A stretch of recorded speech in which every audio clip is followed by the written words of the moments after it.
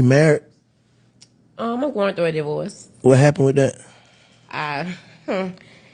Basically, my husband stopped meeting my expectations.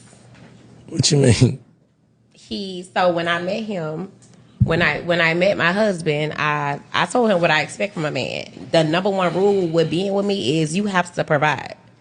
I won't settle for anything less. So my husband ended up losing his job. He had a job? Yeah, where he worked at? He had a job. He was a manager at a warehouse. Put the mic in so these people can hear you. He was a manager at the warehouse? Mm-hmm. He was a manager at a warehouse. Okay. So he ended up losing his job. He came home and he told me. I'm like, okay, cool. All right. So a month went by and he looked for me to pay the bills. Who paying what bills?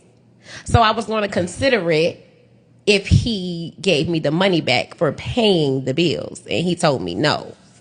He felt like he shouldn't have to do that. What do you mean? When I told you, as a man, I expect you to provide. Under no circumstances will I ever touch bills as long as I got a husband. None. If you can, you can hear. He probably happy you gone, though. I'm sure he missed me. A headache? That would be a headache for me. Like, I know I just lost my job. What if he lied? You know, niggas do that. Like, I just lost my job, baby, to test. But what is he doing now? That's childish.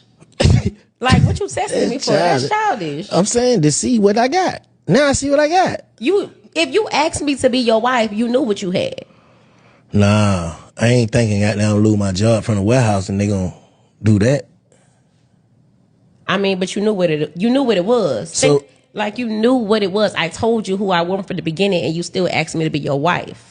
Oh, you told him that if he loses his job, you gonna throw it away? I didn't tell him that, but I told him you are to provide, and I told him, baby, your money is my money, and my money is my money. And so he didn't have any more money, and that was a problem for me.